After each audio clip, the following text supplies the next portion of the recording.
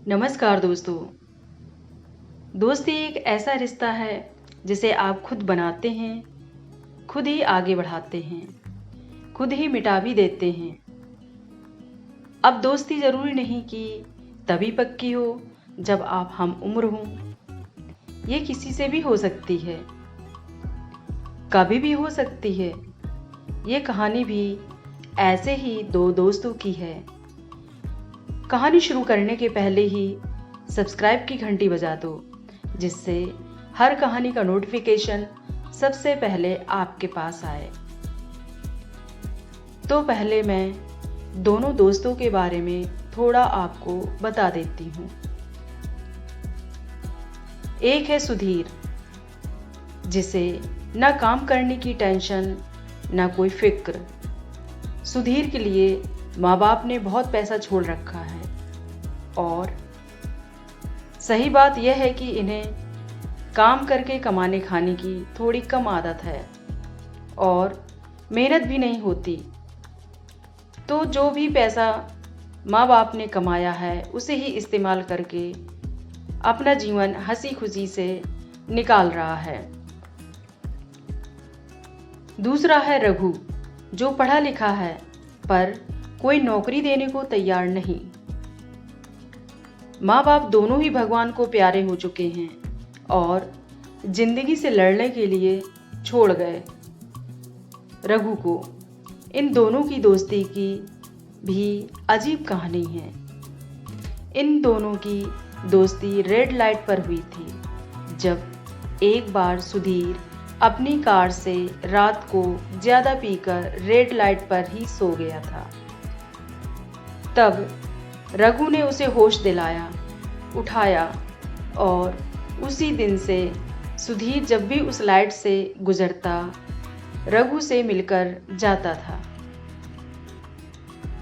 ऐसे इनकी दोस्ती न जाने कब जान से प्यारी हो गई, पता ही नहीं चला।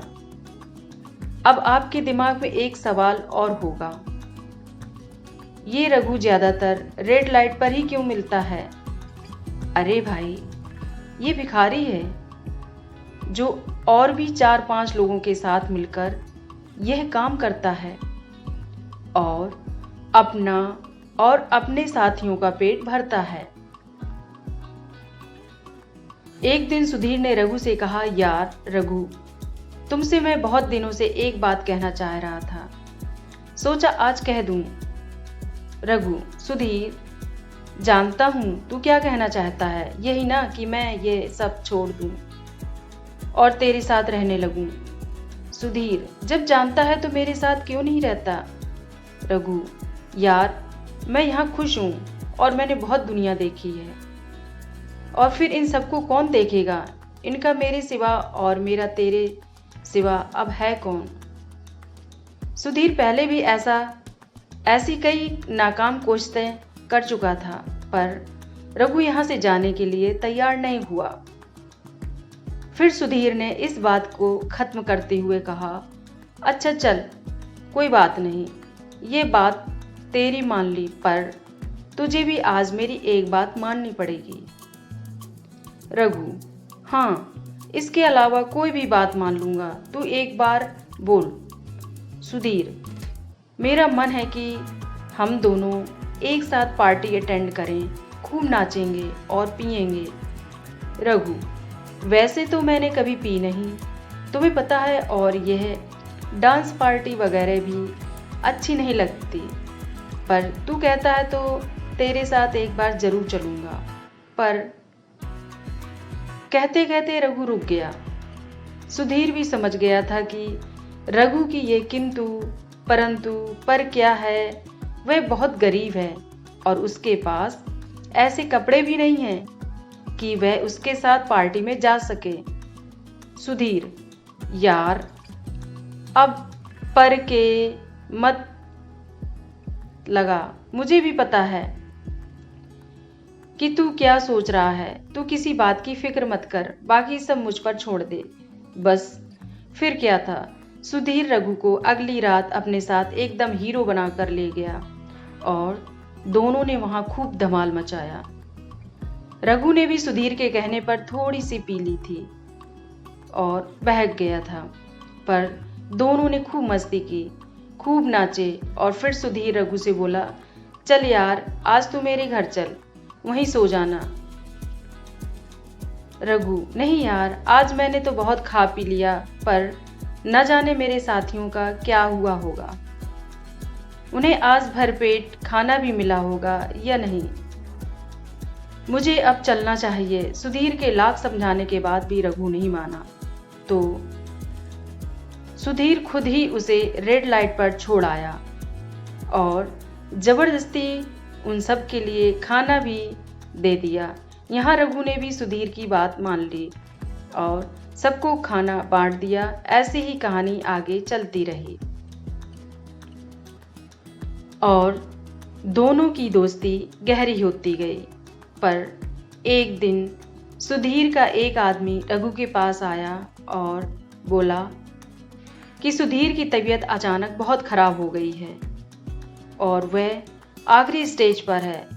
उसकी दोनों किडनी खराब हो गई हैं ज्यादा शराब पीने से। रघु अस्पताल पहुंचा तो पता चला कि उसकी जान बचाई जा सकती है अगर किसी की किडनी उसकी किडनी से मिल जाए। रघु के टेस्ट कराने के बाद पता चला कि रघु की किडनी सुधीर की किडनी से मिल रही है और रघु सुधीर के लिए जीवन दान बन सकता है। डॉक्टर से बात करके रघु ने ऑपरेशन की डेट ले ली और सुधीर से मिलने उसके रूम में गया। सुधीर, यार, मैं तुझे ही याद कर रहा था। सोचा अगर तुझसे मिले बिना मर गया तो मेरी आत्मा को शांति नहीं मिलेगी। रघु, अब तू ज्यादा मत बोल। तुझे डॉक्टर्स ने कम बात करने के लिए बोला है और तुझे कुछ नहीं होगा। मैं हूं ना तेरे साथ। तू बिल्कुल भी चिंता मत कर, सब ठीक हो जाएगा। सुधीर, अब कुछ ठीक नहीं होने वाला यार, बहुत देर हो गई। देख कुदरत का खेल, तू इतना पढ़ा लिखा होकर भी क्या कर रहा है और मेरे पास सब कुछ होने के बाद भी मैंने कुछ नहीं किया। रघु, ये सब जाने दे यार और अपना ध्यान रख, तुझे कुछ नहीं होगा। सुधीर, तू आ गया, मुझे चैन मिल गया। मुझे तुम्हें कुछ देना है। उसने अपने तकिए के नीचे से एक लिफाफा निकाला और रघु को दिया। यह रख लो, यह तुम्हारे लिए है। रघु, नहीं, मैं ये नहीं लूँगा। सुधीर, जानता हूँ कि तुम बहुत खुददार हो, इसलिए पैसे नहीं दे रहा। पढ़ लेना, कुछ लिखा है तुम्हारे लिए। रघु, ठीक है, रख लेता हूँ, अब तुम आराम करो। ये सब कहकर रघु सुधीर को सुलाकर वहां से निकल जाता है। निकलते निकलते रघु को बहुत देर हो जाती है। उधर जाकर पता लगता है कि आज रेड लाइट पर रह रहे लोगों को पुलिस ने निकाल भगाया है और आज उनको खाना भी नसीब नहीं हुआ। यह बात रघु को हिलाकर रख देती है और रघु सोच में पड़ जाता है कि अगर एक दिन में इन लोगों का यह हाल हुआ तो अगर मैंने ऑपरेशन कराया तो ये सब तो भूखे ही मर जाएंगे। रघु अपने दिल पर पत्थर रख लेता है और ऑपरेशन वाली डेट पर नहीं जाता और 2-3 दिन बाद उसे पता लगता है कि सुधीर ने अपनी अंतिम सांस ले ली। सुधीर का अंतिम संस्कार हो जाता है, पर रघु वहां भी नहीं जाता क्योंकि अब रघु भी टूट चुका था और रो रो कर उसका भी बुरा हाल था। कुछ दिन बाद रघु को उसके दिए लिफाफे की याद आती है। वह उसकी अंतिम निशानी समझकर उसे खोलता है और पढ़ता है। कैसा है मेरा खुददार दोस्त, मैं जानता हूं कि तू मुझे बहुत प्यार करता है और न जाने क्यों मुझे ऐसा लग रहा है कि तेरी किडनी मेरी किडनी से मिल जाएगी और तू अपनी किडनी मुझे दिए बिना नहीं रहेगा। पर यार तेरे पीछे से इन सब का ख्याल कौन रखेगा? ऑपरेशन के बाद 2 महीने तक बिस्तर से उठ नहीं पाएगा। मैंने तो अपनी मौत खुद बुलाई है, तू ऐसा ना करे, इसलिए मैं आज ही खुद को ख़त्म कर रहा हूँ। और यह पेपर लेकर तुम इस कंपनी के मैनेजर से मिल लें। ये कंपनी मैंने गरीब लोगों के लिए बनाई है जो यहाँ मेहनत करके काम करके अपना जीवन आगे चला सकें और जिसको अब तुझे ही संभालना है। और हो सके तो इस कंपनी में हर ज़रूरत वाले आदमी को काम देना और इसे बहुत बड़ी कंपनी बनाना। मैं भी पागल हूँ, ये तो तू कर ही लेगा। बस एक गुजारिश है कि मुझे जलाने से पहले मुझे एक बार गले लगा लेना। अच्छा दोस्त, अलविदा, चलता हूँ। दोस्तों, आज की कहानी के दोस्ती के बारे में आप क्या कहना चाहोगे तथा आज की दोस्ती से आपने क्या सीखा? कमेंट्स के माध्यम से ज़रूर बताना। यदि चैनल पर नए हो तो चैनल को सब्सक्राइब करो और हाँ, कहानी को लाइक व शेयर करो। धन्यवाद।